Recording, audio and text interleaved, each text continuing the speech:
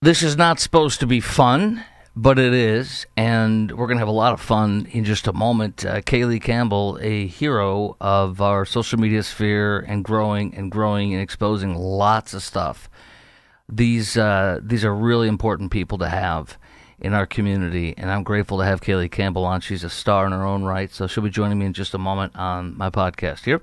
Also, we got the State of the Union that I haven't gotten into with you yet. Pride in America, it's way different for Republicans and even independents compared to Democrats. A lot of Texas stuff, a lot of North Texas stuff as well. So let's get into it right now. Oh, before I do, real fast, I want to tell you about my friend Randy Martin at irsprob.com. This show is brought to you by irsprob.com, helping good people with IRS problems, specializing in IRS controversy, IRS audits, and tax planning strategy. Randy Martin is my friend, and we're such good friends. He's at the Dallas Stars game right now. I know that for a fact, indeed. And he's been my CPA, etc., with my wife and my business and us for 8 years. But right now, the big star is Kaylee Campbell, who I have not... We bumped into each other for a second, I think, at the... Wiley ISD, school board meeting with the insane controversy over at Wiley East High School with the Islamization of it. Kaylee, welcome to the podcast, Croc Talk with Chris Croc. Hi, Chris. Thank you for having me. Thank you for doing what you do. Before we get into everything, because there's crazy stuff. I caught, you were tweeting out something from Nick's Right podcast about Islamic guy literally putting his prayer mat down on somebody's driveway and refusing to move. We'll hit that in a minute. The H1-B visas, so many crazy things and allegations of Indians taking over apartment complexes and housing and doing illegal things and everything. But first, tell me real fast, because a lot of people follow you, a lot of people love what you do, exposing so much stuff on social media. How did you get your start, and how long has it been to get to the point where you're at right now? So I started posting videos like literally in my car this past September. I had taken a break from politics for a while, but decided to jump back into it because I felt a calling on my heart. And so originally I was just posting more biblical conservative content and stuff like that. And I wasn't really a huge proponent on X at that time. But when I started learning about the H1-B visa stuff that had been circulating around, that's the same time that Nick Shirley was doing the investigating in Minnesota. So the more I started seeing, the more I started transitioning my videos into content about H1-B visas and stuff going on in Collin County. And I would say that started probably in December. And so from December until now, the end of February, it has absolutely blown up. And my social medias have like multiplied in followers and in support and engagement and stuff. It's just incredible.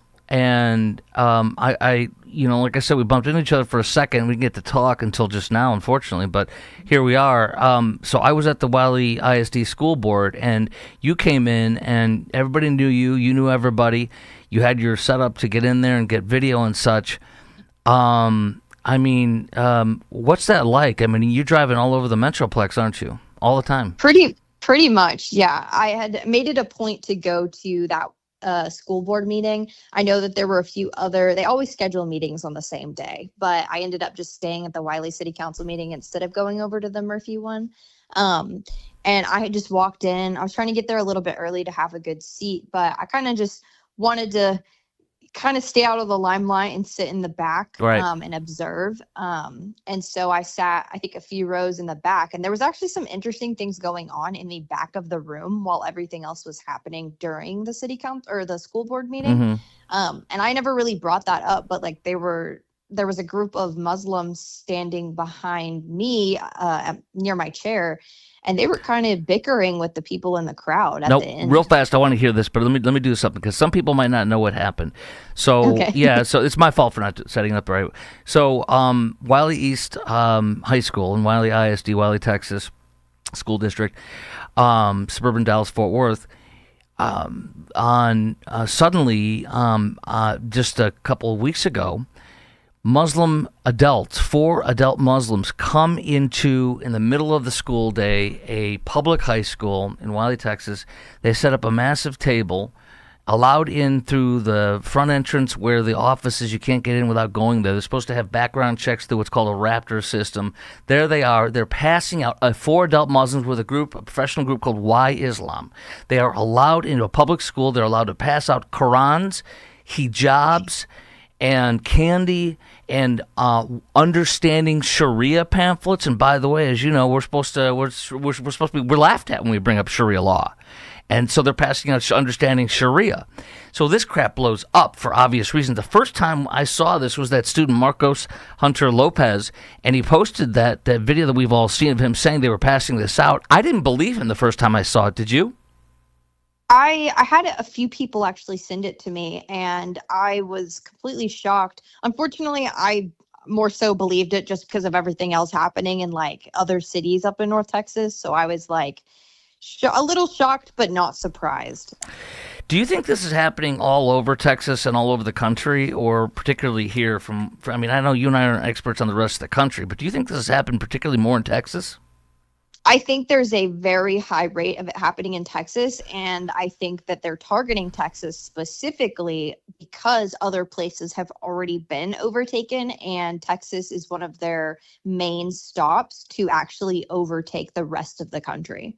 You know what's interesting too? This is. Have you ever heard of Dr. Zuhdi Jasser? He's a moderate Muslim.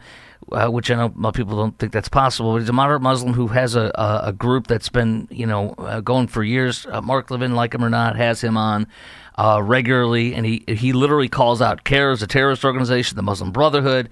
He calls out all of the stuff that we call out. Wow. I've had him on the shows I've done for years, and he's awesome. And, so I don't think that's what we're seeing here. And I don't think that's what we saw at Wiley ISD. So now I go to the school board meeting. I stole a seat from Marco Hunter Lopez's dad was supposed to sit next to him. I was sitting. You can steal my dad's seat. You sat on the other side, kind of or nearby in the back. So what did you witness with the Muslim people? Because I found out there is a fundamental misunderstanding or intentional. The people that I saw speaking that expected to break the rules didn't apply to them, do whatever they want.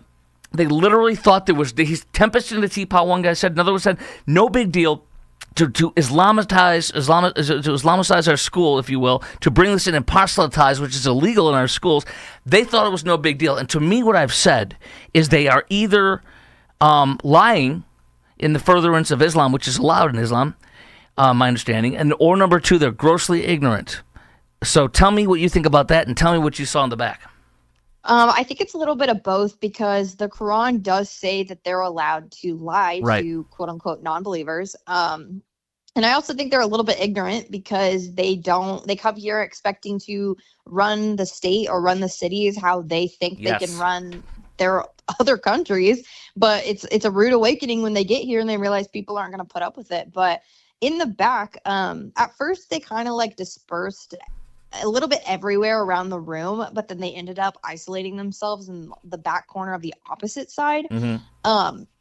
But this one guy was like cheering on. It was one of the girls that had just finished, one of the girls in the hijabs. Yeah. And he was like being extra and like cheering her on. And he's like, "Go you, blah blah blah."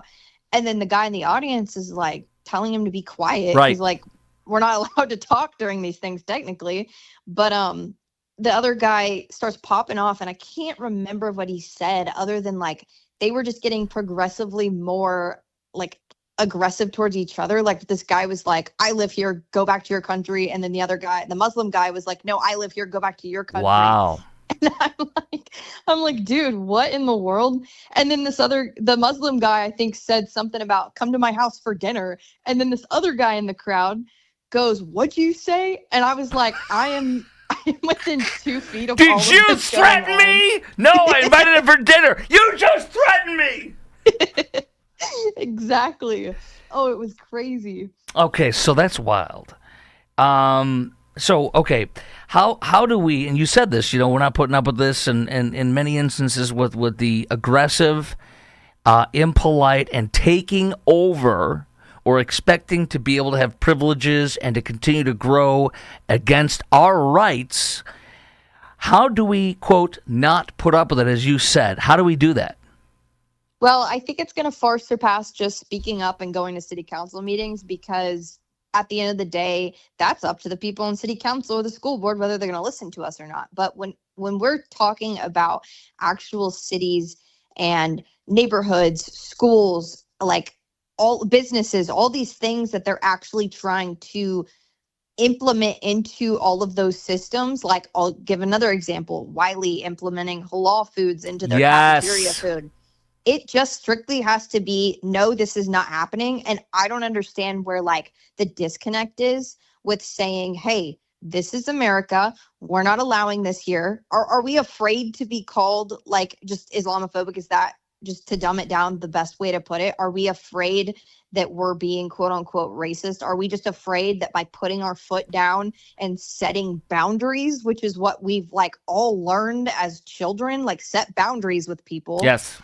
Are we just afraid that like saying no, like what are we afraid they're going to do? And if we are afraid by saying no, maybe that should say something about the people that we're bringing into the country if we're too afraid to stop them from coming in. Yes. Isn't that crazy? Okay, let's talk about halal foods. Okay. I used to be a Catholic boy, became a became a Baptist Christian, a non-denominational Christian, whatever. I go to First Baptist Dallas now, which I'm very proud of. But it's not about the denomination, as you know, it's about a relationship with Jesus. But yes. But when I was a Catholic boy, we would not eat meat for Lent. Does Wiley ISD serve non-meat during Lent for Catholics? I mean, do you honestly think they're doing that? I don't think they're doing that. I would guess. I don't know. I highly doubt it. So I bet they're not. And can't you and I don't know, maybe you do, but how to make halal food or what it works. My understanding is going to be like some stuff that's like, whoa, like way, way much against our Christian faith about, doing or blessing to a false god of Allah. But why couldn't these kids bring in their own damn halal meal? Yeah, I think it's also the way, so like the way that they do it based on this one video I saw is they do their little chant, they sacrifice, I guess we can use they eat cow, right? I don't even know I what think they so. eat. They don't eat pork, is my understanding. There was a freaking guy who was filling it in Phoenix yesterday talking about this. Because as you know, and I'll play my little 1 minute of the cut-up speech that has all gone on. My dad was sitting this afternoon. I'm on the air in Phoenix, getting ready to come on with you this evening. And my dad's sitting in his house in Chicago, and he sees me on Newsmax. At 7 o'clock on the Rob Finley show, saying this, because I didn't know. He didn't know. He's like, I see your speech, so it's like this crap's going everywhere. So I talked about this yesterday on the podcast, which also was on on the station in Phoenix and Tucson where I was filming in. And I had a guy call in, and he was a Hispanic guy in that area, and he said that he's got a Muslim guy, and he's trying to pull all this crap and push him around. So he says, I could bring in my chicharrones, which is like pork rinds. And I ate my pork rinds. He got mad at me. Do we throw pork rinds? No, I'm just kidding.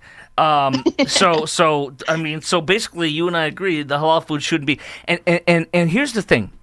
The school board meeting is coming back around again March 24th because the parents that you are connected with, the students you're connected with that I'm connected with, they are not getting any traction. The board does not give a frog's fat. You know what? They took supposedly somebody in the front desk, which had nothing to do with this, and they punished this person a little bit, and they put him back on after investigating it. I believe the principal, Tiffany Doolin, who a year ago, and this was all about World Hijab Day, I'm sure you know, 1 year earlier to the same day, World Hijab Day was when Tiffany Doolin put that hijab on. I'm going to put it up on the screen for folks to see for themselves. Stand by on that. Okay, so yeah, one year ago to the day on Hijab Day, World Hijab Day, there she is saying that she loved the experience wearing a hijab, all caps. Okay, so fast forward, World Hijab Day 1 year to the day was Sunday. Monday is when this happened, when they proselytized to our children in the school. And then also separately, I'm sure you saw that a parent of an 8th grader said that her daughter, in the middle of class, a Muslim girl gave her candy, a Quran, a book about children, how to understand the Quran and Arabic letters, and said, let's read the Quran together. Let's learn to read it and do the Quran together. This was in 8th grade? Yes, in an 8th grade classroom. Do not pay attention to math or science. It's about Islam and becoming Islamic and in the Quran and worshiping Allah. That's the same day. So, inshallah. So, that's the same day. Okay, so, except World Hijab Day this year was on Sunday, so this happened on Monday. There was no coincidence in this. This was planned, this was allowed, and I believe it was the principal, although I have no proof. Because, and by the way, I don't know if you saw, I sent it to you. The principal, I went up to her to ask her while she was waiting to go in for the second half of the school board meeting. Oh, yeah. Yeah. And the hiding principal, I call her. Let me show that for our viewers and for you to hear. It's crazy. Here we go. I'm just asking you a question. This is a public building. I can ask questions.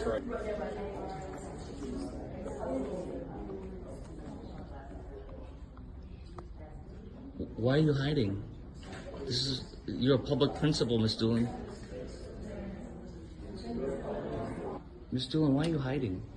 Did you allow those people in to preach Islam to your students? You loved World Hijab Day. Remember that? You said in all caps you loved it. Do you still love World Hijab Day? What are you afraid of? Hold on one second. She just walked away from me. And I don't know if you saw, but she had some guard dog assistant lady that was barking at me and getting in the way of us. And then it was like I was trying to interview Jeff Bezos or something. And his handler's like barking at me. This lady, I don't know who she is, but like but they both literally turned away from me. I don't know if you saw that. It was from when I sent it to you or I tagged you on something. Yeah. What the hell? Yeah, I can't. And forgive me for continuing to laugh. Like the situation. No, it's okay. It's okay. I'm with you. I appreciate the laughs. It's so ridiculous that it's funny. Yeah. So I think she's behind it. I don't know what your thoughts are. And again, I have no proof, but I think she's behind it. The students are 100%. Okay. 100% behind it. Yeah, because of her involvement in last year. And I think that the whole goal that Wiley ISD and like the school board specifically had was to separate themselves from it. But in reality, even when I believe it was Marco that went up there to literally state that when any conservative group has to go in and get 15 different approvals for like any tabling event at all, there's like 20 people that have to approve that. So they can't sit here at their like board meeting and pretend like they didn't hear some sort of word about this. Right. So exactly, I think the board attacks people. Parent Michael Schwerin, who you may or may not have met yet, he's one of the involved parents, as well as Marco and his dad. This school board does not care. They pretend to care. They punish people who speak out, and they're behind all this. And they lie and say they're conservatives or Republicans, but they're not. And they are running afraid and it's scared. Like you said, people are afraid. What are you afraid of calling out something that's wrong because they're Islamic and you're afraid to be called Islamophobe? Come at me, bro. Call me an Islamophobe, right? Literally. And I don't know if you saw this, but I posted a video that evening of, I guess his name's Bill Howard, the president, the president of the school board. He was sitting there, I believe it was when one of the other students was talking, but he was shaking his head. He was rolling his eyes. Yes, exactly. That was appalling to me. Yes, and another guy, I don't know, it was another guy that Marco sent me, for the head of he's the head of a Republican student club, as you know, but people listening might not know, at Wiley East. He sent me one of the other school board members laughing when Marco was talking about his, that it took years to get their Republican club made. He was laughing, and then Marco even zoomed it in, and there's like a mega zoom on the guy who's like laughing at the same time. Wow. Yeah, so, I mean, these people are hostile. They are not our friends. They are not the friends of this community, and they need to throw these board members out, all of them. Don't you agree? I do. And speaking of Marco, he had just texted me before this filming, and he sent me their next board meeting schedule for March 24th, I believe. Yes. At 5:45 p.m. Yes. Yeah. So you and I will be going, right? Oh, yeah. So, yeah, and he sent me this, too. I'm kind of a big deal, too.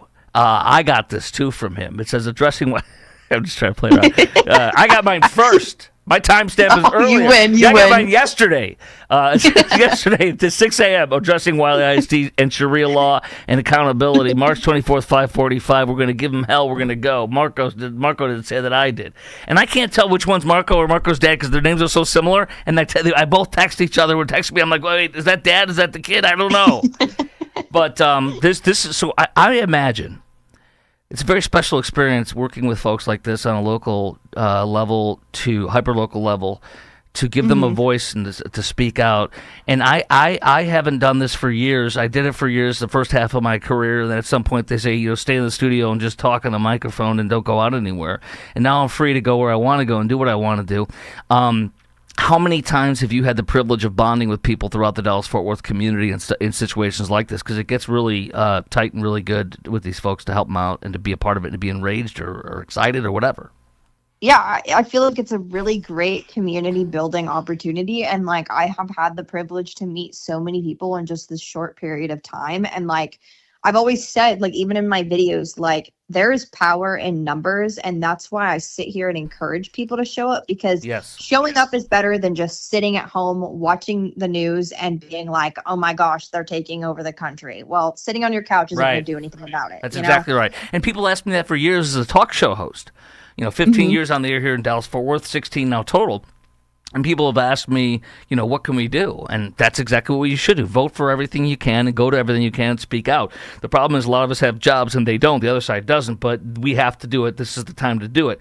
Okay, this is a big question on something. Okay, on your posts, you are usually, I swear, you are on the passenger side when you do your videos. Aren't you? Aren't you? No. Wait a minute. I'm in the driver's seat. Why would I be in the passenger seat? Because it looks like you're in the passenger seat. Is it because the camera, when you go backwards on the camera to get yourself, like I have to do when I do mine, is it because it flips it or something? What the hell's wrong? It's mirrored. Or I guess it's mirrored, but then I don't mirror it back. Yes, because we don't know what we're doing. We talked about this before the show started. I'm not a technical person. You're not, but we have to do this crap.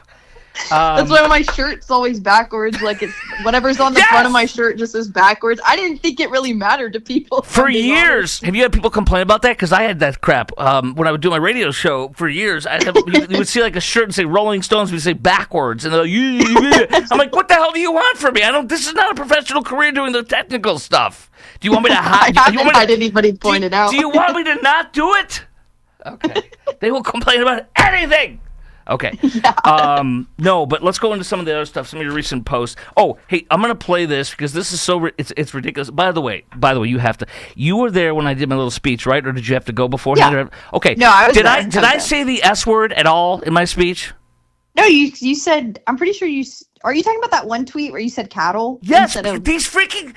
Okay, so you are a good person to ask. And by the way, you've blown up only since September, which is insane. That's it's a testament to the need, to your talent and abilities, but also to the need that we have in Dallas-Fort Worth, even though there's 7 or 8 million people here, to be local, to be on top of things, and to go in there and to expose stuff.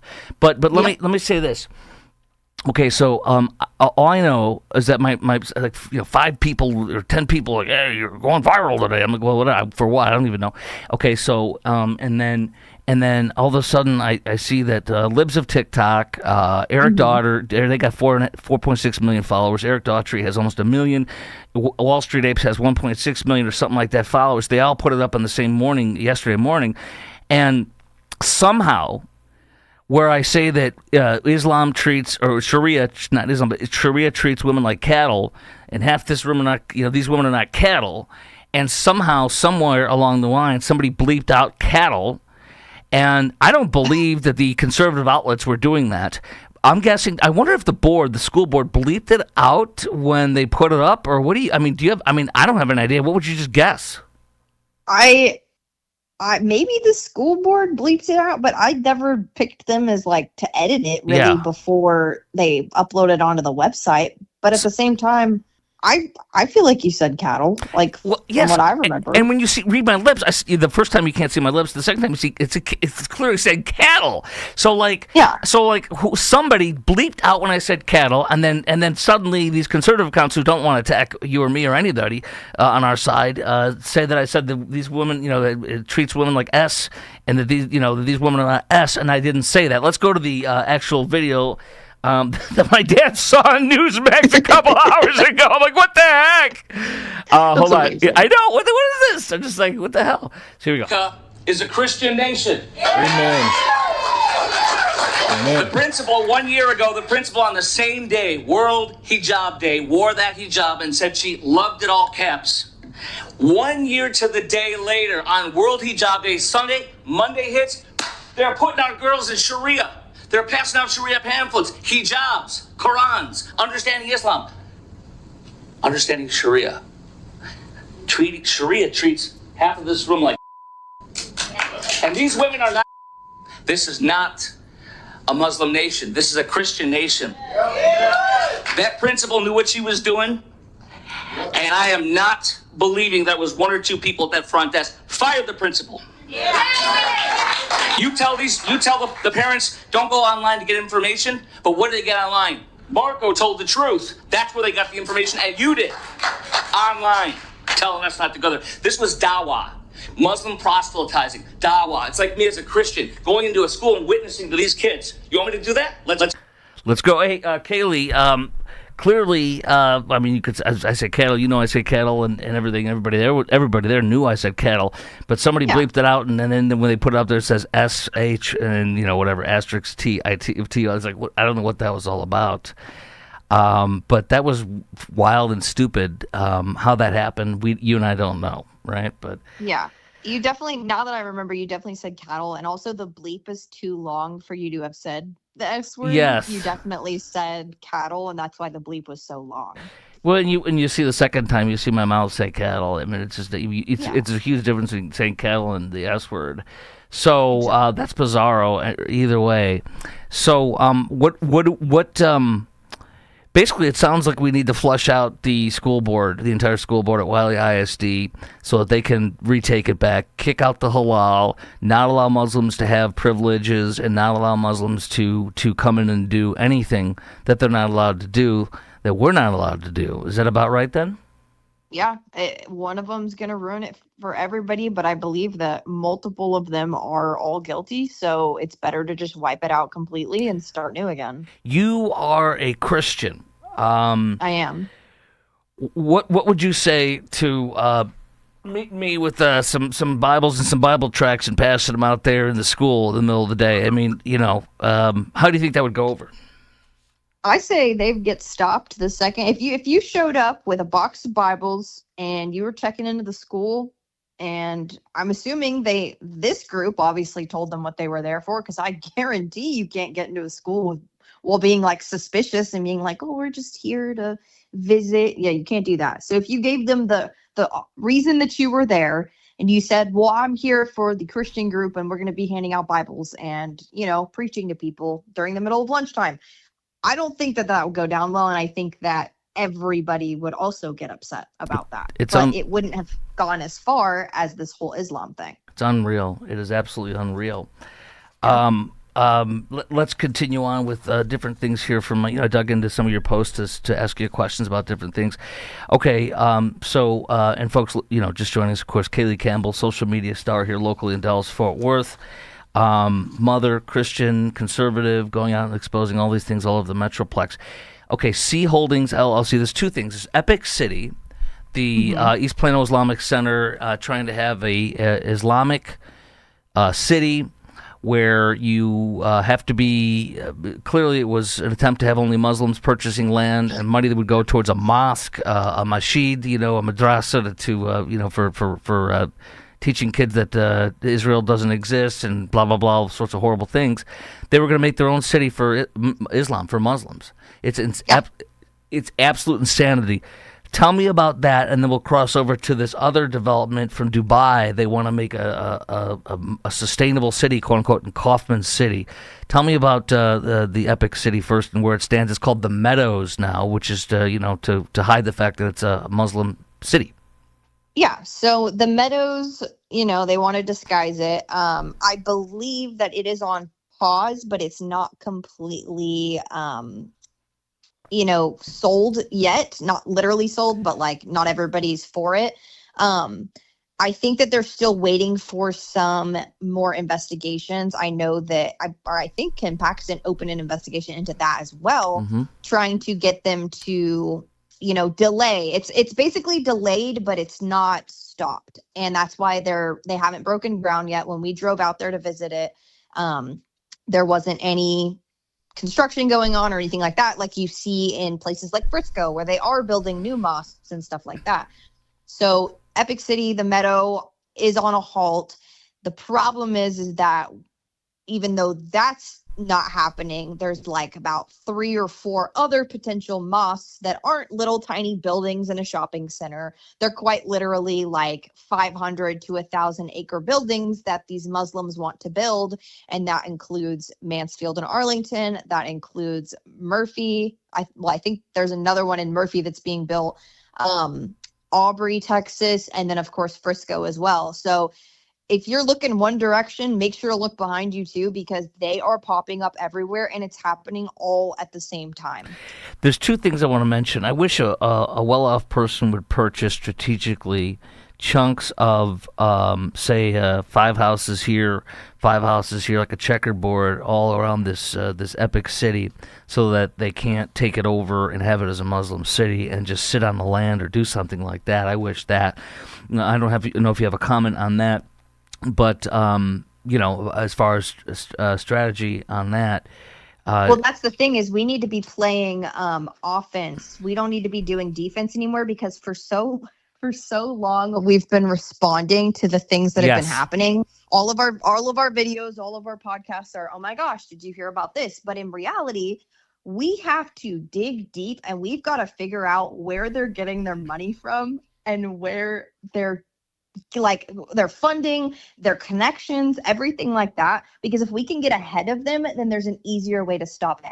And I'm blanking on one of the videos that I made earlier about doing that, but it'll come to you in a second, because that happens to me all the time on the air. But I'll say this: the Holy Land Foundation. I didn't get enough time because we only had 2 minutes to speak, and that speech that's made viral. I was like half of my speech. It's cut up in different odd ways. Not in chronological order, but whatever it is. But I mentioned the Holy Land Foundation. Now, the Holy Land Foundation was in Richardson, Texas, and it is the largest ever terrorism fundraising case in United States history. George Bush, after 9/11, with Congress, passed a law to make it illegal to raise money for terrorists, including under the auspices of Palestinian aid. They did that. They raised $5 to $7 million to slaughter Jews under the auspices of Palestinian aid. They were caught on a wiretap. The FBI caught them on a wiretap in Boston with CARE as a co-conspirator, saying we need to wage jihad, a nonviolent jihad, by using the laws, the freedoms, and the media to turn this country against itself for Islam, to spread Islam. And CARE sued. And several members of the Holy Land Foundation were sentenced to jail for decades for what they did. And CARE was named by the FBI, by the federal government, by the Department of Justice in those documents as an unindicted co-conspirator. CARE later came back after that case was done, adjudicated and everything, and came back and sued and tried to get their name taken out as a co-conspirator. And the judge says, absolutely not. You are an unindicted co-conspirator. They are a terrorist organization. Governor Abbott's right. So you look at stuff like this and you wonder where the money is coming from, like you said. And I would not be surprised if it comes from Qatar, which does a lot of funding to make our kids stupid, hate Jews, ignorant, and thugs on the streets to terrorize Jews and support terrorism, So yeah, I think you're right about where's the money coming from. C Holdings LLC is supposed to be it's so stupid. You put sustainable on it and people are supposed to hump your leg or something. Sustainable City in Kaufman City. Seriously, right? Sustainable City in Kaufman City. Dubai. trying to buy Yes. and have a 2,300 acre city. Oh, real fast, by the way, on Epic City, I literally heard, or read, I should say, I think in either Dallas Express or Texas Scorecard, that the group of people that were on the board for Epic City, I believe it was, I don't think it was for C Holdings, and you will know better than me, but the board met in like in secret, nothing public, and they met on some rural piece of land where there's nothing there, and they had a meeting and they voted new people and they voted themselves out. And I think that was for Epic City, aka the Meadows, but it could be for C. Tell me what you know about C and what's going on with that. So with C Holdings, so that sounds like something familiar that C Holdings is about to do. Okay. It was leaked to me by somebody, and basically this girl named Malini Basu, who used to work for WFAA here in Dallas. Oh yeah. She was a former reporter, Yes. now turned like chief communications officer for C Holdings. Holy wow. They have conspired to create a closed door invite only meeting on Monday. I feel like I'm reciting my video again. Say it. Monday, March 9th from 5 to 7 p.m. at the Kaufman County Civic Center. And the email alleges that they're going to have county officials. Let's see. I went and pulled it up. Go County ahead. leaders, stakeholders, and community voices for an open and transparent conversation about the sustainable city. And we will share where we are in the planning process, outlining our long-term vision, and most importantly, listen. But here's the problem. They say they want to listen to community members, but how many people got this email, and how many community members in Kaufman and around didn't even know that this was happening until it was leaked? Because if they want to hear from the community members, why would they make this an invite-only, secret, closed-door, tight-knit like event that's happening? And like I'm literally speechless. And she tries to lighten the mood in the email by saying the gathering will be relaxed and informal, light barbecue, music, and time for meaningful conversation. Okay, so this is Monday, March 9th, Kaufman City Center? Yeah, Monday, March 9th from 5 to 7 p.m. at Kaufman County Civic Center. Now, here's another problem. At 6 p.m. on March 9th, they're having a city council meeting. But I think, if I check correctly, this is alleged still. It needs to be 100% confirmed. With this Kaufman City Council meeting, it's basically at the same time as this other secret meeting, but there's been a change to the schedule. Let's see. The meeting has been rescheduled to March 9th, 2026 at 6 p.m. It's planned for 2 hours. And it says staff will not be leading this meeting. My understanding is that the consultants working on the city's comprehensive plan, which will serve as the guiding document for how the city is shaped in the future. So I don't know. I'm guessing that means that the regular city council members won't be at the city council meeting, but this meeting is still happening. I don't know. It's weird. But why would they host a meeting at the same time that this other thing is happening to kind of make the community look the other direction? Yeah, this is insane. So 2,300 acre city. Company from Dubai, and Ken Paxton's investigating this, our Attorney General. So what do you know other than that about the city? I know that the company has 4 other sustainable cities located in, I believe it's in or around Dubai. I can't. And this it's ain't like Dubai. The United Arab Emirates. Yeah, or UAE. This ain't Dubai, and this ain't the UAE. We're not a Muslim nation. Exactly. But they want to create this sustainable city. And like people raise legitimate concerns, like where's the water going to come from? Where's the electricity going to come from? Just because we have massive plots of land in Texas does not mean we need data centers or mosques or, I don't know, freaking compounds of Muslims. Like it blows my mind. And they see these plots of land, farmland, I don't know, where cows are, and, you know, family for generations have owned this farmland, and they just want to slam a mosque onto it, you know, or a sustainable city. But people have legitimate concerns. It's not just like, oh, we don't want Muslims here. It's like, no, legitimately, how are we supposed to function as a city if all of our water, for example, is going to a sustainable city? You know? Yeah, absolutely. Let's go into this. I got to pause for a quick timeout. Can you join me for a little bit longer here for a few? Yeah, absolutely. All right, cool. Stand by. Here we go. Croc Talk with Chris Croc, brought to you by IRSprob.com, helping good people with IRS problems and specializing in controversy, IRS controversy, nothing else, IRS audits and tax planning strategies.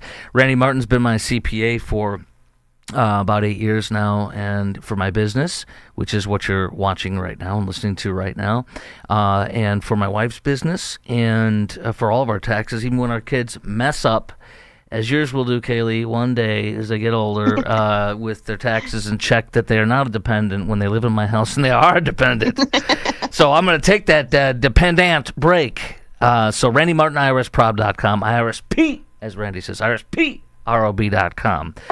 Okay, thanks for holding through that. So let's just shuffle a little bit more here. Okay, so new UT poll shows tight AG race. I was a little surprised here. Chip Roy and Mays Middleton are tight, only 2 points away. What do you call for that one?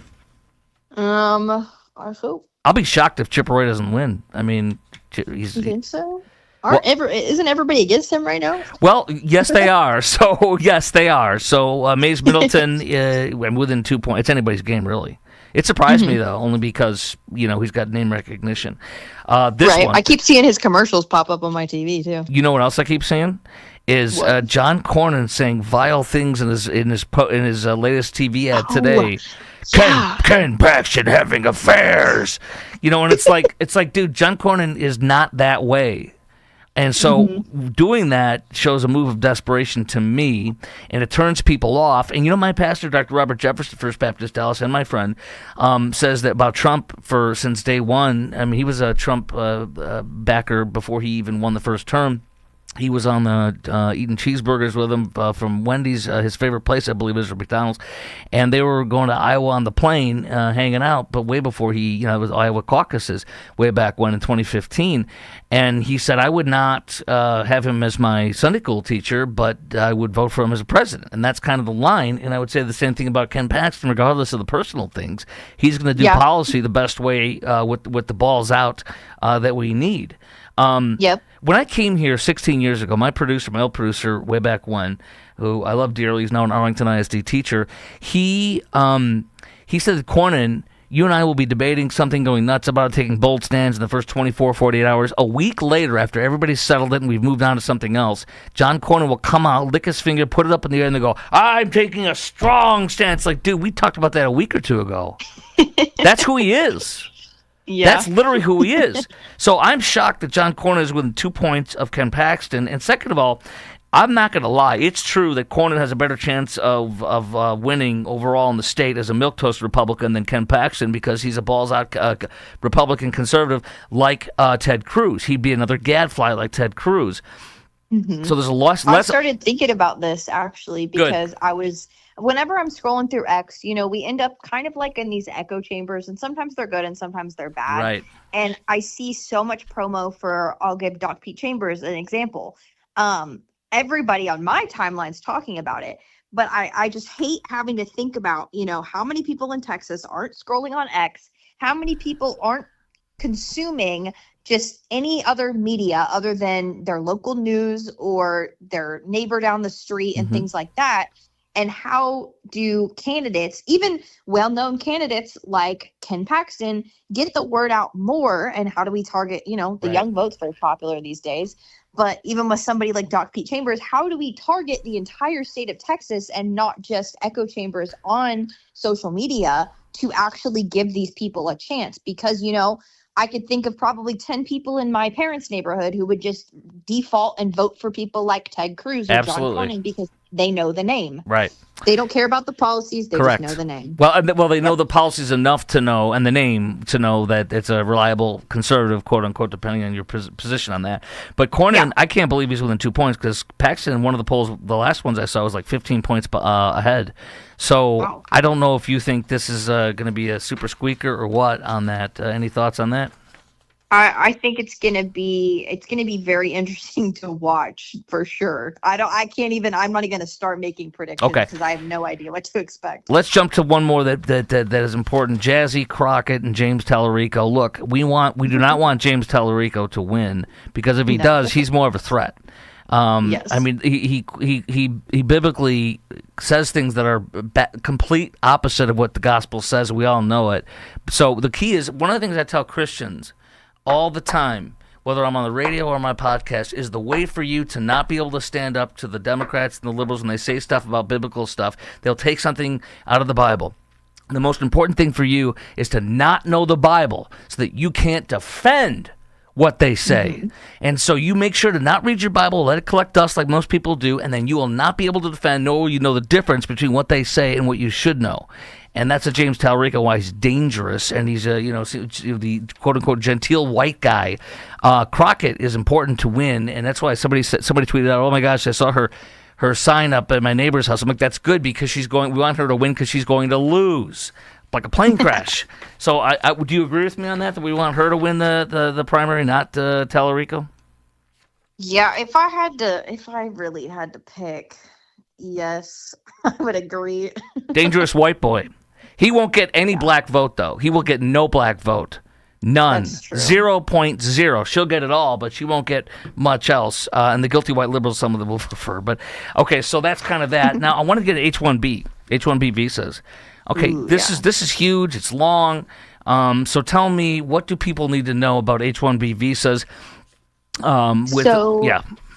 So people need to be, first off, very aware that there is a database out there where they can do their own research. It's called fraudreporter.visadata.org. Fraudreporter.visa. Yeah. I'm writing it down. Fraudreporter.visadata.org. Okay.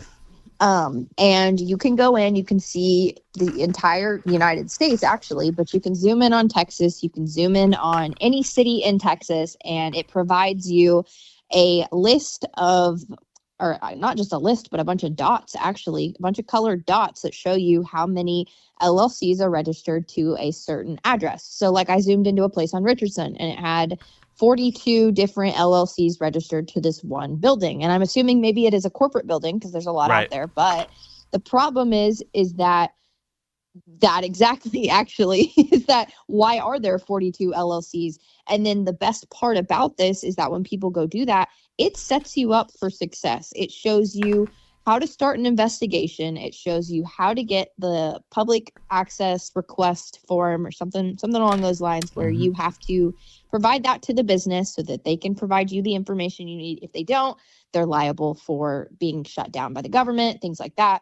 But ultimately, it gives you the perfect opportunity to find these addresses, go to these places, do what other people are doing on X, which is record where it is, where the people are not in the office, because the majority of the videos I've seen are people going to these empty buildings where nobody's there.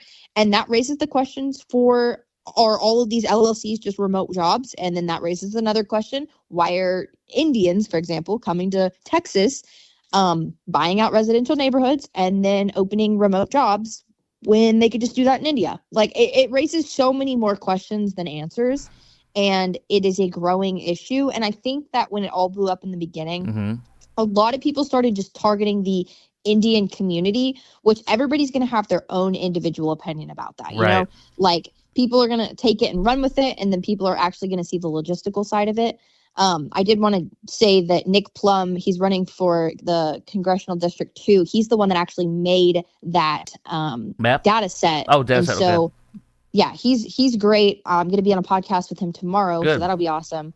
But he gets all the credit for making that and spreading it around. But it is a tool that literally anybody can use to be able to see all of these LLCs. And that's also along the lines of getting involved. That's what's going to bring awareness to these situations, because if only 2 to 3 people are posting, oh, you know, there's 15 LLCs here, but nobody's here. You know, nobody's really going to pay attention to that for more than 30 seconds. It's got to be a community involvement, because we're seeing these issues arise in places like Frisco, for example. And then you can tie in, oh, they're taking up entire shopping centers. Oh, their grocery stores are overtaking H-E-B or anything like that. And then it all becomes one unified issue, you know? You know, I think the thing, you know, because it's delicate with Indian people because I think you were commenting on, is it a Frisco city council member who's Indian who called out some stuff in a good way or something like that? I saw on your feed. Yeah, so Bert Thacker, he's done a lot of really good things for Frisco.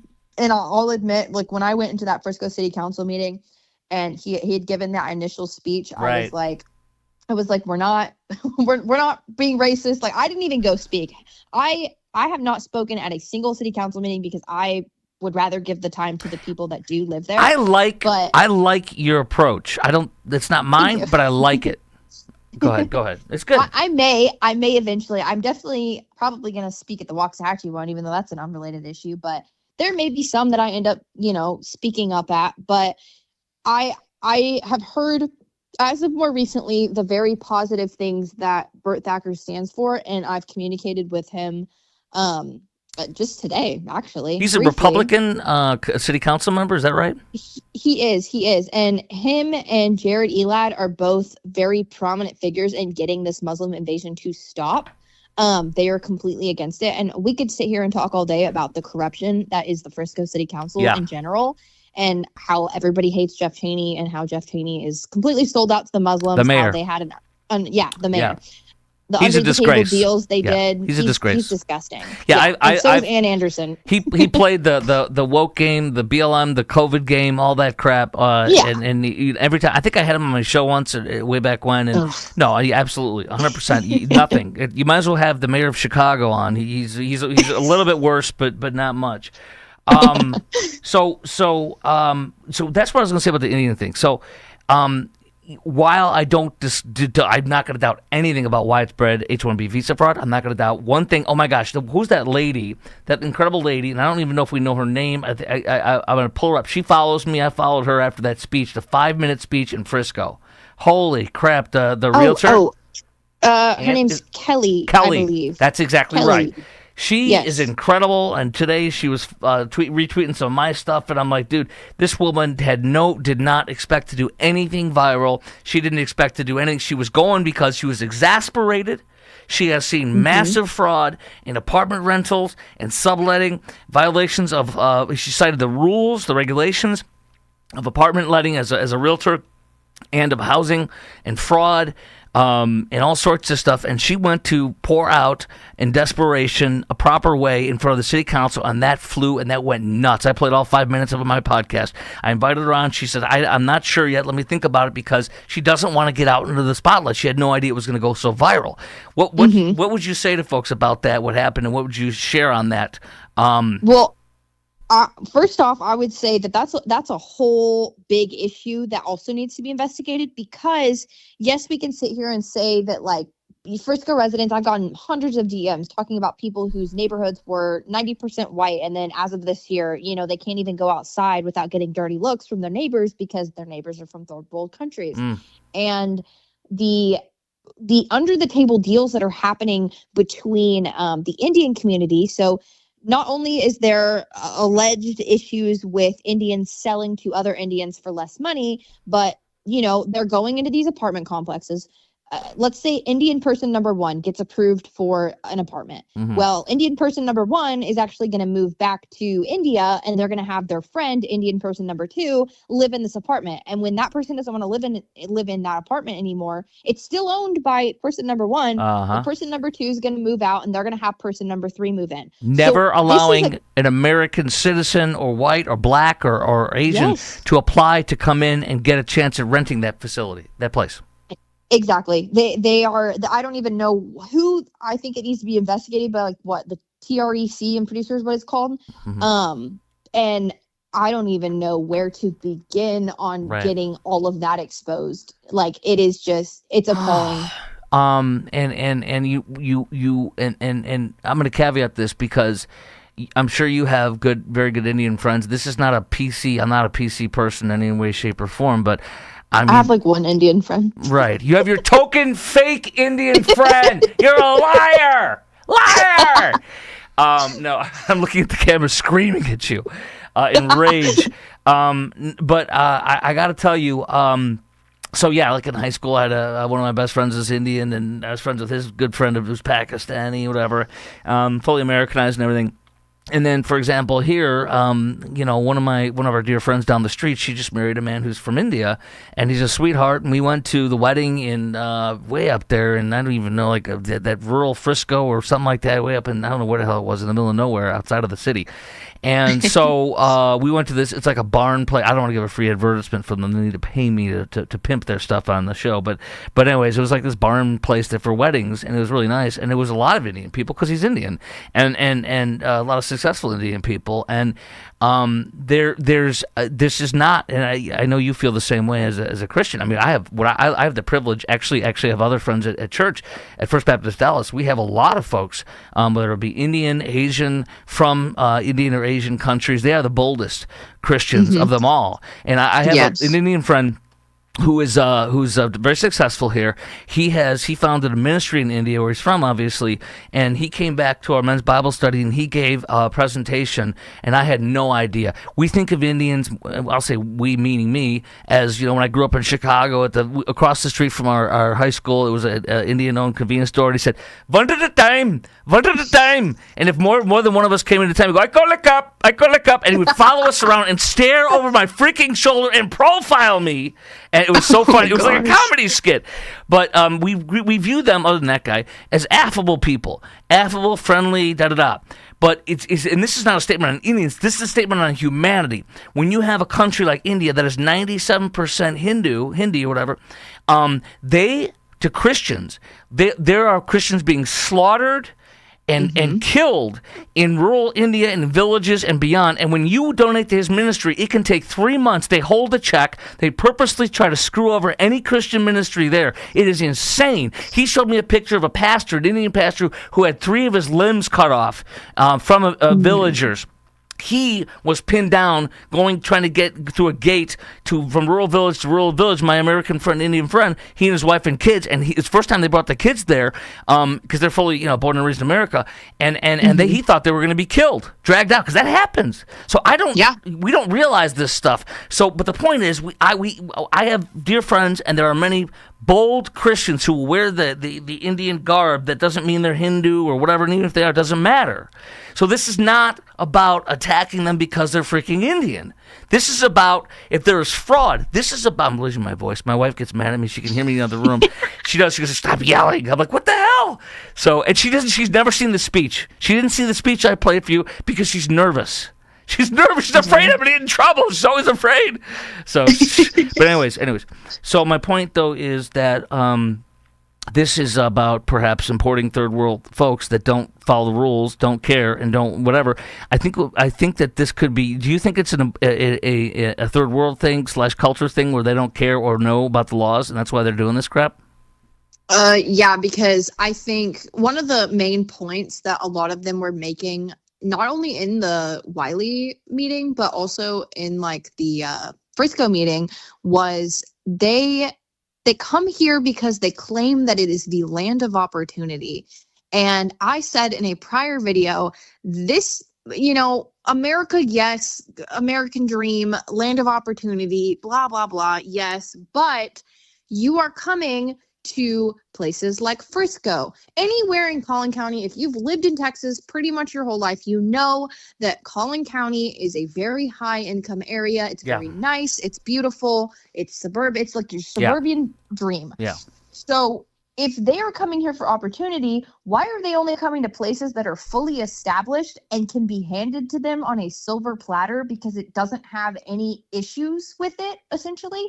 They have everything handed to them when they come over here. So the only opportunity that they're taking advantage of is everything that the citizens of Collin County have done to make that city what it is to this day.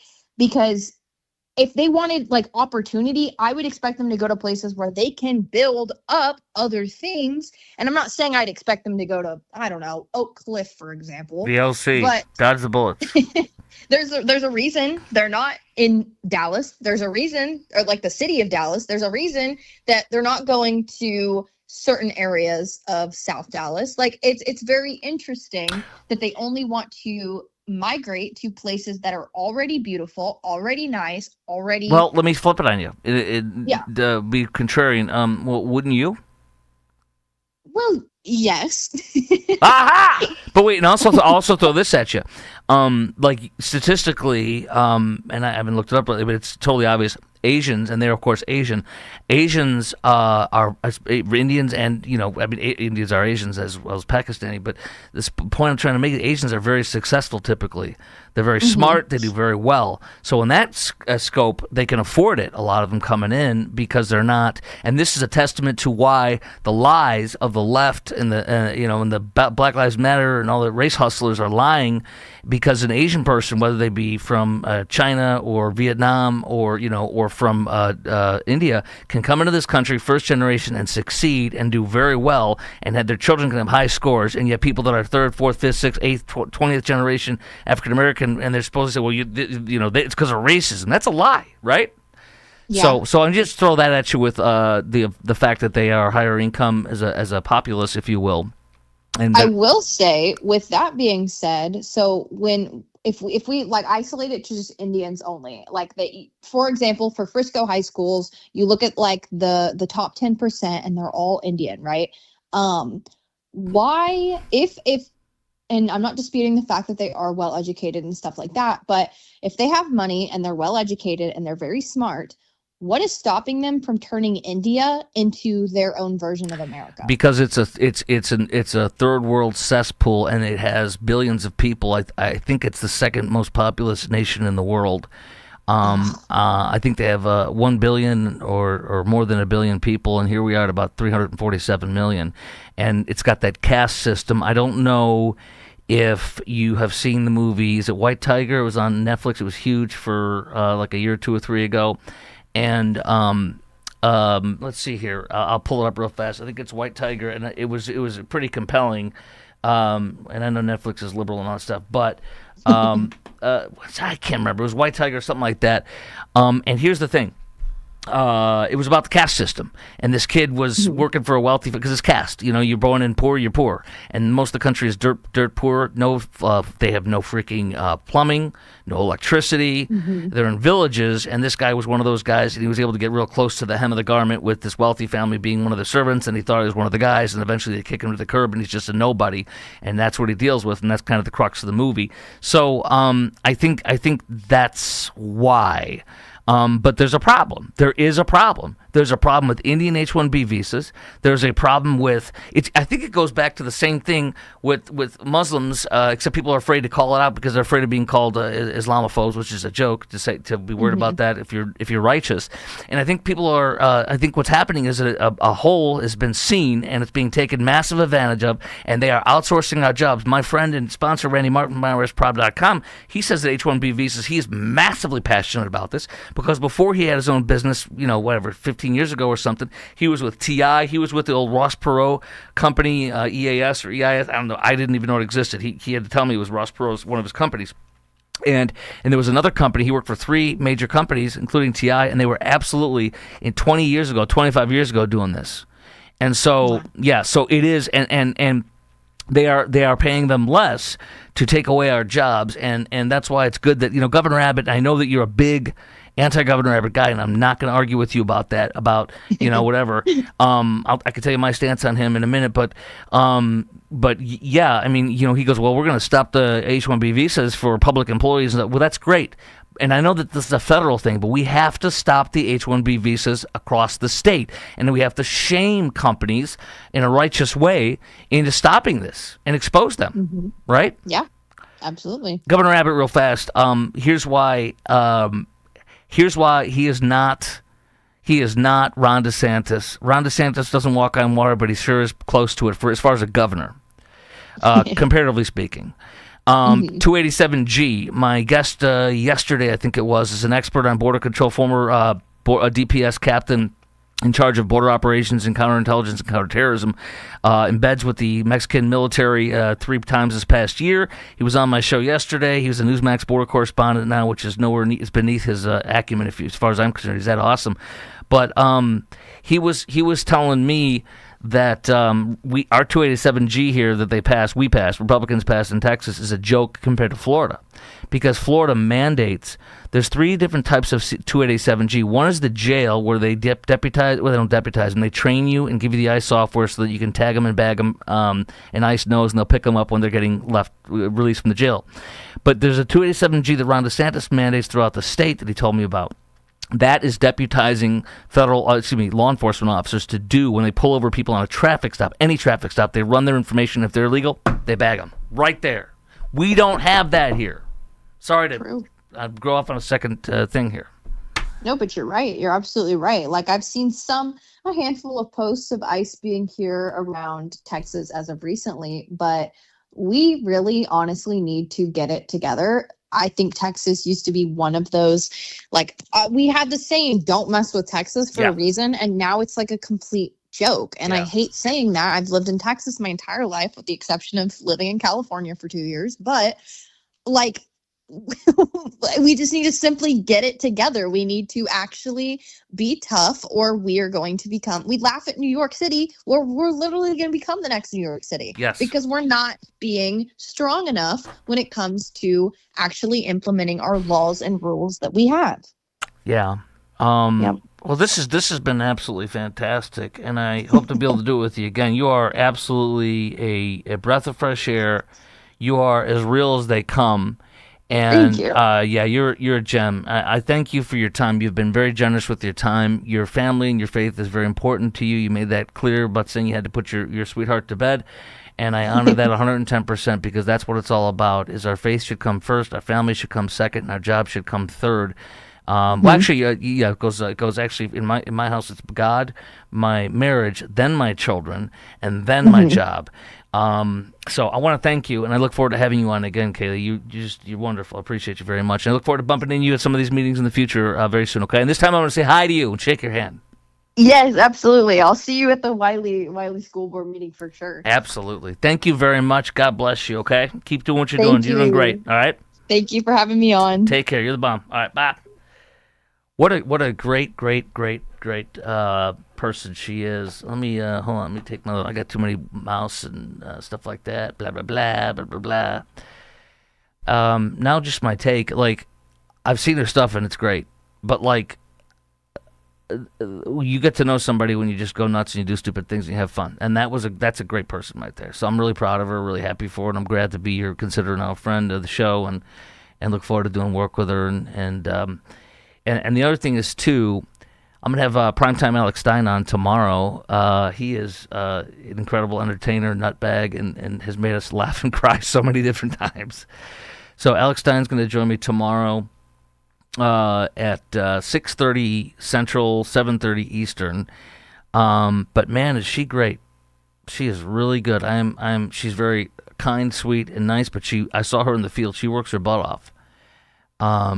So I'm learning a lot from my solo journey now, and it's awesome. It is awesome. And reach out to me if there's something going on in your area. Let me know, because I also want to do the same kind of thing and get this out there and help you get your voice out there to stop stuff and expose stuff. I forgot to ask her about this, but I'll just play it for you. This is absolutely insane. This is a guy named Nick's Right Podcast, and this is about an Islamic guy who is coming out and delivering Walmart food with, I guess, his wife or someone, and then he decides to put his prayer mat down, his Muslim, prayer mat, on the man's driveway, and is praying to Allah or whatever, and it's like, what are you doing? Who are you? And so that ensues. And this guy, Nick, he does it right. He comes from a Christian perspective, because it's not about yelling and screaming at some Muslim guy who's on his prayer mat praying on your driveway. I wish I would have talked to Kelly about this, because I wanted to hear her thoughts on it too. But it's not about yelling at the guy, threatening him, but it's about two things. It's either ignorance, third world ignorance, which is not okay, and it's to be gently corrected. And if they don't do anything, then it's to be forcefully corrected without being violent. Or it's about intentional superiority and saying, I'm superior, Islam is superior, I can come on your private property and worship my God, and I'm not trying to be mean, but Islam is Muhammad is a false prophet, and Allah is a false God. He is not God. There's one God. It is Jehovah Jireh, the God of the universe, the creator, and God the Father, God the Son, Jesus, and the Holy Spirit. And that is it, the Trinity. And Dr. Jeffress, my pastor and friend, says, he was on my podcast a couple weeks ago, says it best that if you love somebody, why wouldn't you tell them, if you care about somebody and there's a fire going on in their house and there's only one way out of that house to get out alive, why would you not tell them that way? And that's what Christianity is you share the way. There's one way to heaven. There are not many ways to heaven. There is one way. Let's go to this guy, Nikta, because his doctrinal dissertation, somebody sent him this video of this Muslim guy praying on their street, and this happened locally in Dallas-Fort Worth in Wiley. Shocker. This is crazy. Let's break this down together. Here we go.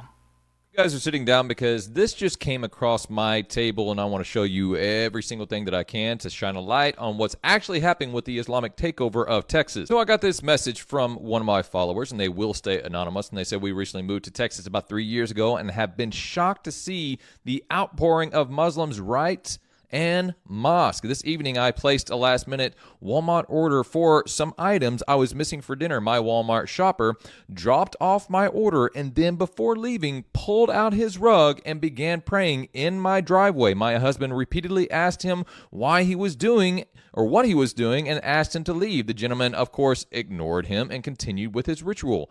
I'd like to share that video with you, and here's that video. What are you doing? What are you doing?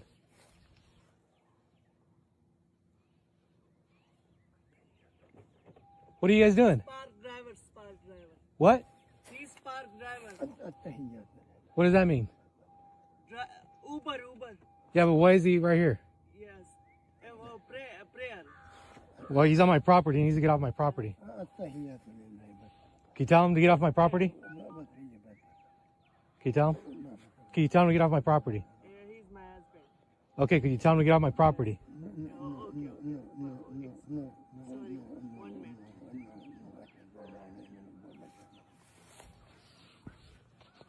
Sorry, sir. This is your house, sir? Yes, this is my house. I drop your delivery, sir. Oh, I okay. am Muslim. I am praying here. I'm sorry. Oh, okay. I drop your delivery. Oh, okay. I'm spark driver. Yeah, it was just weird that you're on my property. I know, I understand. I am Muslim and I am just praying. Okay. Okay, thank you. No.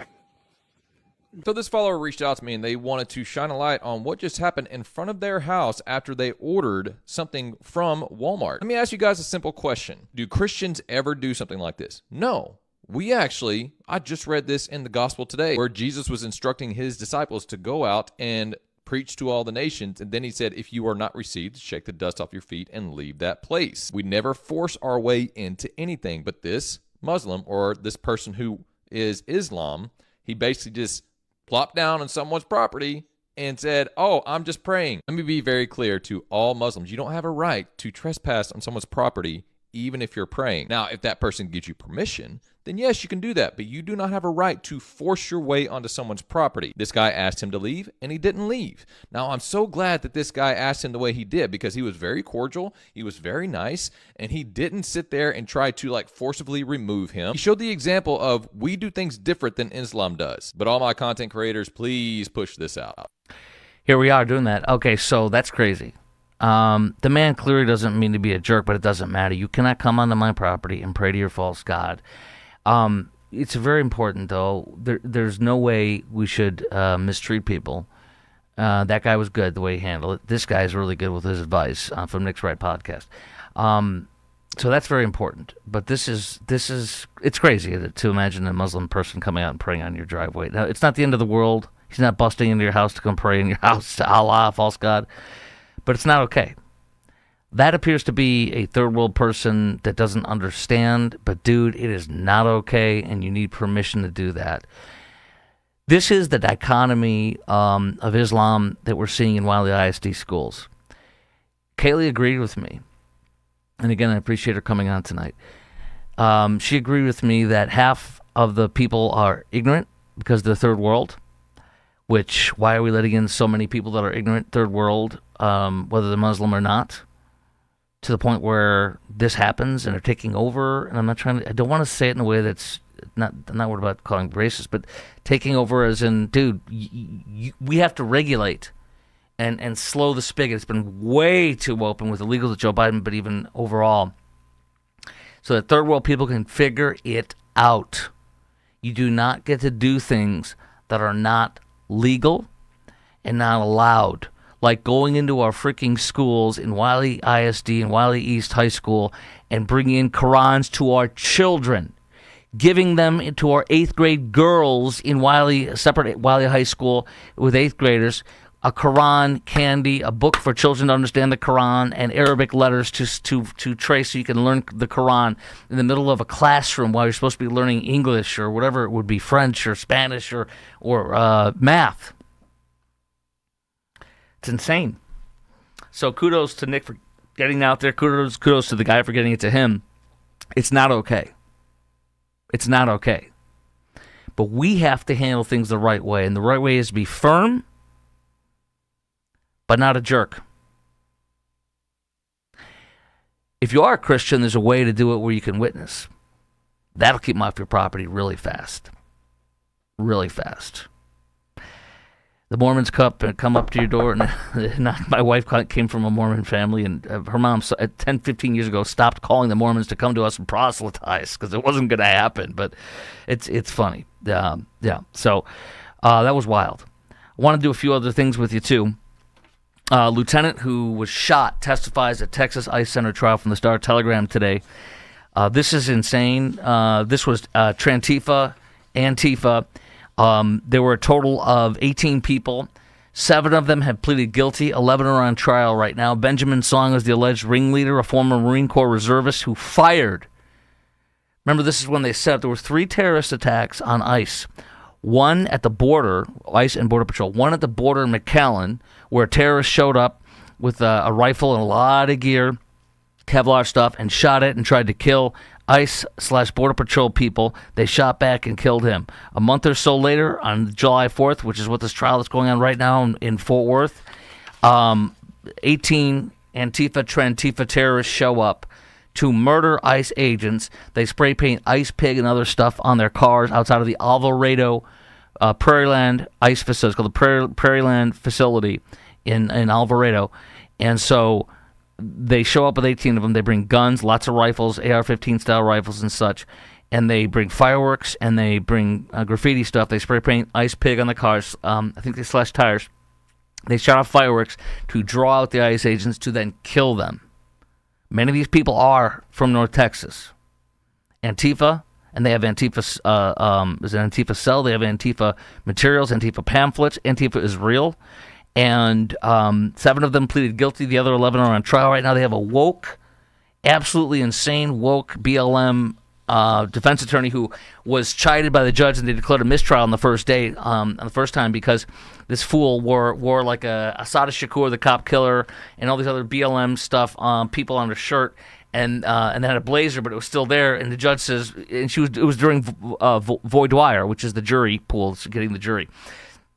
And the judge says, "What the hell are you wearing?" And he says, "You're sending a message about activist mistrial."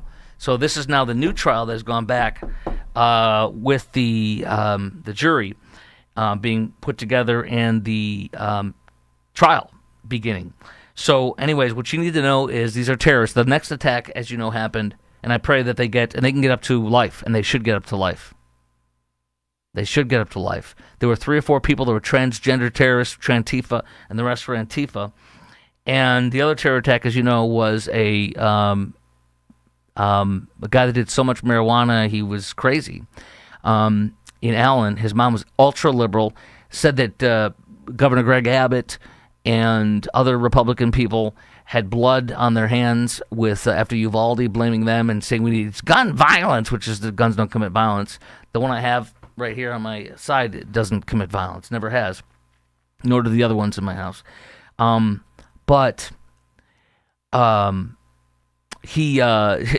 she was railing against guns and gun control and blood on your hands from Uvalde for Republicans, and then her son went and bought the same type of a rifle that Charlie Kirk's assassin used that to try to slaughter ICE people. Used the ICE app that's fake news CNN published and was promoting.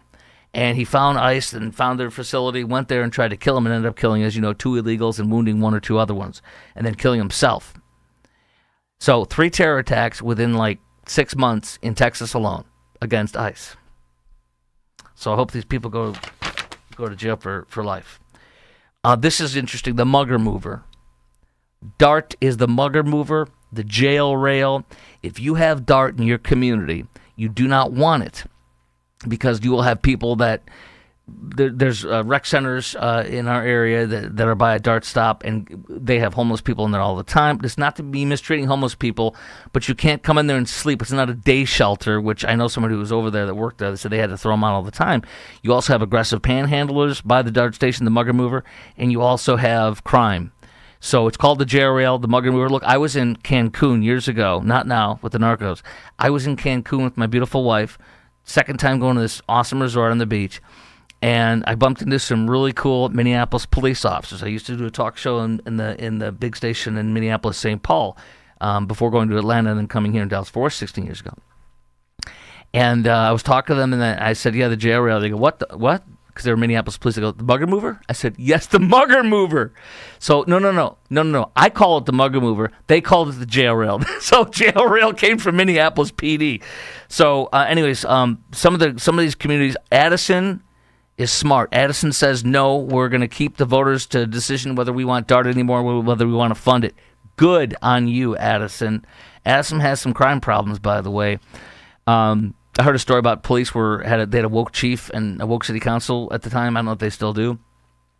But they told the cops not to stop people for stolen cars, and they were stealing cars all over the place after that, and not to chase them and everything. Farmers Branch canceled, so they're going to keep the mugger mover. Plano's liberal, man. It's as liberal as they come. Their police chief, Ed Drain, is a BLM guy who took a knee. He's a wokelet. So Plano said, nope, we're not going to do it anymore. Plano has the most aggressive, insane panhandlers of any suburb that I know. And it's by choice. It is a choice. I had the privilege a couple years back when I was outside of the studio of my old job in downtown Dallas, and I met a police officer from the mid-cities. I forget his name, but he also does extra duties. He worked at this place in Dallas, by Dallas and Richardson border, where the Costco is. And he said, Chris, I guard this building that's 10 stories high or 5 stories high that's for sale and it's been vacant for a long time. And they come in every other week and they steal all the copper, all the wirings, everything. So they pay me as an off-duty cop to guard this. And there are some serious, massive felony-type people, scary people that show up and they steal stuff. And I have to chase after them, or they come after me, they threaten me. He says he wears his paramilitary police outfit that he wears for SWAT or something, and he has his AR-15 slung over like that because it's that bad. He says, Chris, across the street, there's nothing. There's no stealing. There's no homelessness in Richardson. It is a choice by these communities to keep them. Hey, there's been a lot of awesome comments from you guys, and I apologize for not responding to them because I love you. I really do. Listen, this isn't a BS line. I love you, and I love communicating with you in real time. I'd love to get a phone hooked up so you guys could call, but for right now, this is what we got. So Candace D says, hey, Chris. Candace D, back at you, sweetheart. And Marco Lopez, who is awesome. Wiley teachers are starting to speak out. Good. We're coming with you, Marcos. We're coming with you and everybody in Wiley ISD. Michael Schwerin, all you parents, all you kids, we're coming for you. To help you, not for you, but to help you. Kaylee's going to be there. I'm going to be there. We're coming. We're going to raise hell, and we're going to get that school word out. Anderson, Olympia, 6790. Any answer from Abbott regarding the millionaire donation? Nothing as of right now. Good question. Marco Lopez says Kaylee and Chris Crock are true journalists. I will take that. Let's see. Anderson, India passed China. They have the biggest population. There you go. Actually, I think that Indonesia has the largest. I might be confused, but Indonesia has the largest Muslim population and or the largest population in the world. Check that for me. And then also, let's see here. Marco Lopez, Chris, you walk the talk, and boom, boom, boom. Thank you, brother. Keep your comments coming in here. I will see them, and they come in. So that's awesome. What else do I want to share with you? Oh, this is great. The State of the Union was so great. Somebody said the cameraman was trolling the whole time, and the cameraman was, wicked and all that stuff in a good way for trolling. But it wasn't the cameraman. Remember, I interned at Dateline NBC. Dateline, my wife. I met her when I first came back from my summer internships for my final year of college. We've been together now for 26 years. Thank you, God. And my wife said that the first night she met me at a frat party. I hate frat parties, but my cousin was a freshman. I was a senior, so it was my last chance to go out with him, And he said, we're going to go to this party. It was a frat party. I hate frat parties. I've written editorials as a youngster when I was in college attacking frats and sororities. My identity should be not on a stupid letterhead here. It should be on who I am. So I'm an iconoclast, I guess. But anyways, I'm at the frat party where I met my wife, and I'm like, and she says, her description to me is, I interned at WABC in New York and Dateline NBC. That's their impersonation of me. But I was there, and then I got to work for NBC News when they covered the Democratic convention in my hometown of Chicago. And so I what was my point there? I had a point. It'll come back to me in a second.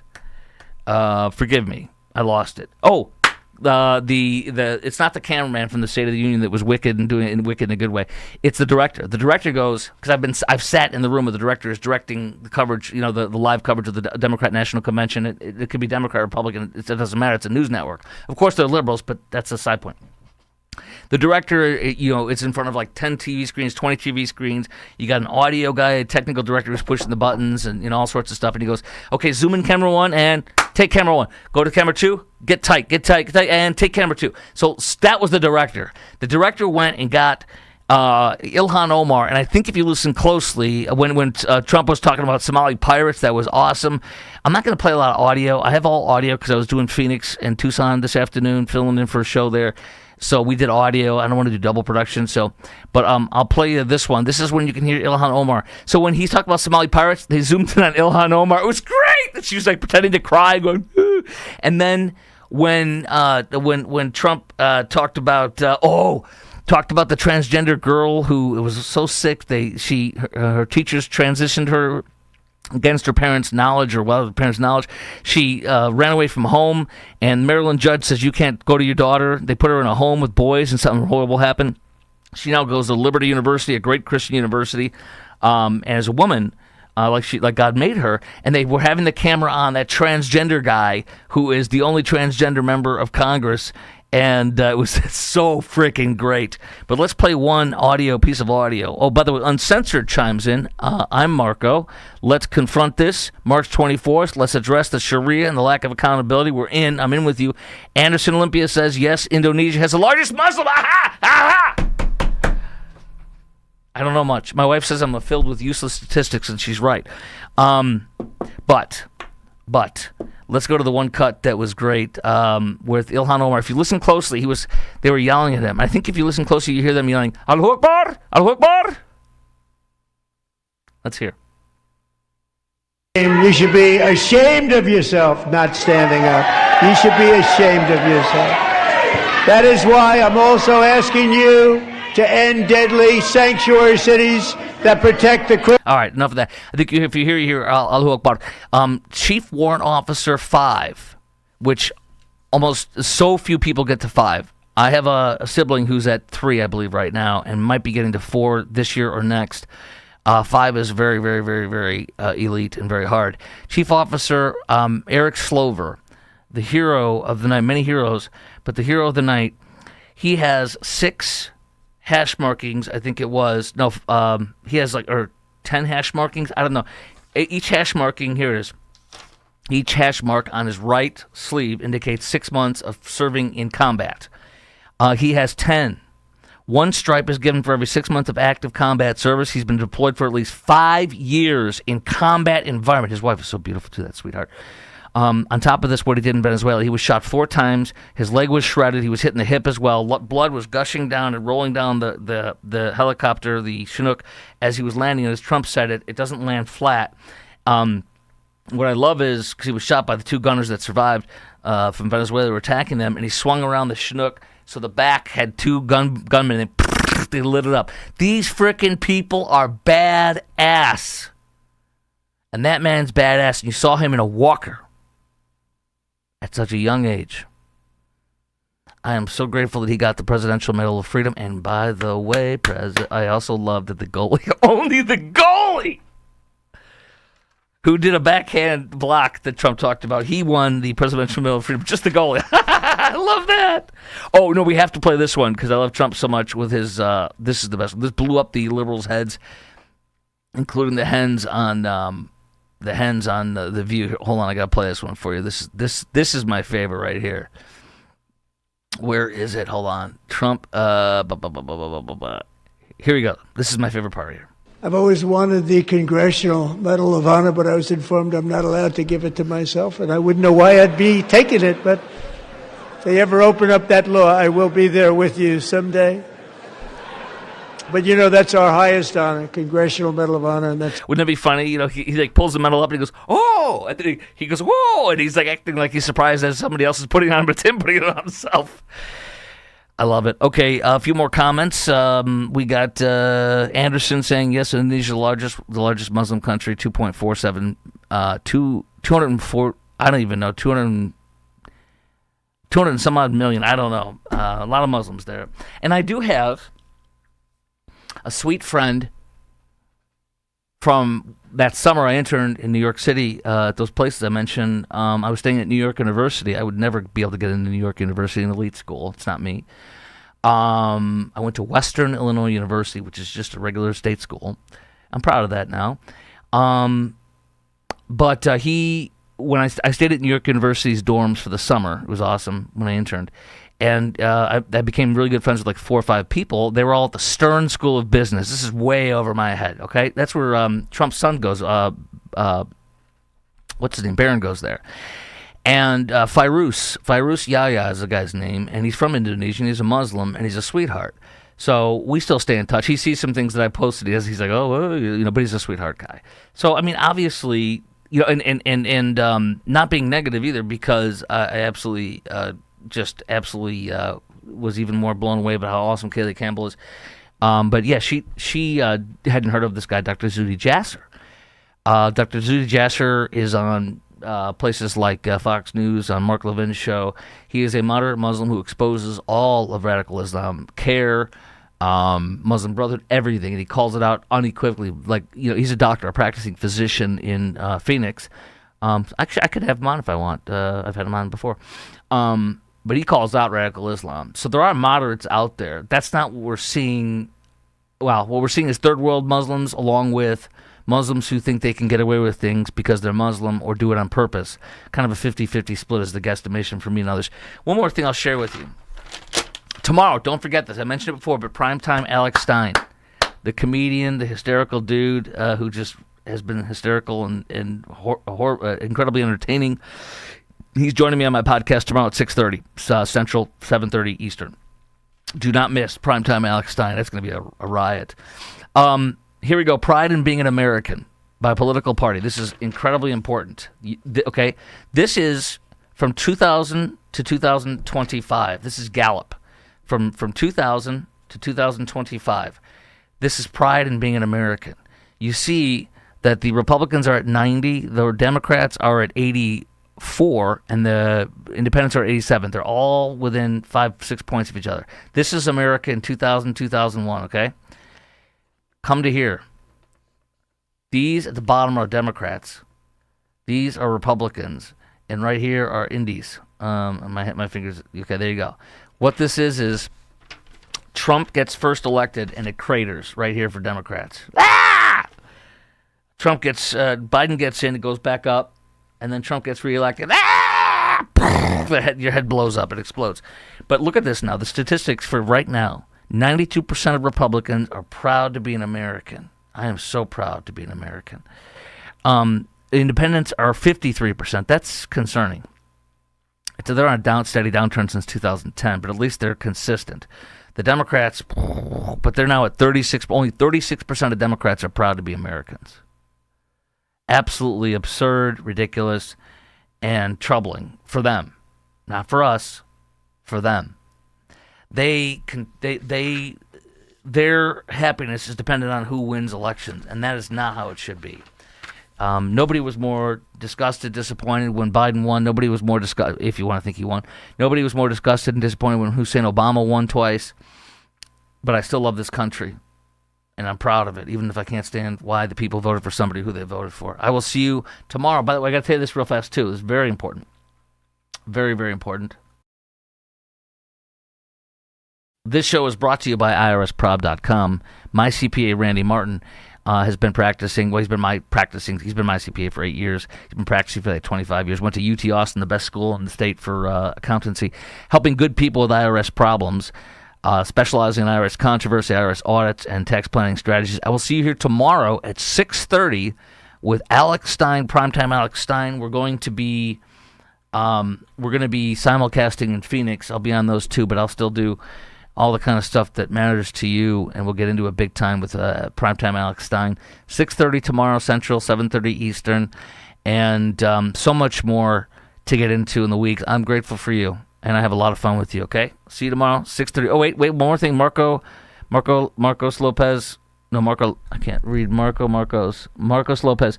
While EU students are calling the principal, Tiffany Doolin, hiding Doolin. She needs to resign or she needs to be fired. That's exactly right, Marcos. We're going to flush this out. Principal Tiffany Doolin needs to be fired. She needs to be fired. And we're going to go and we're going to see you there on the 24th of March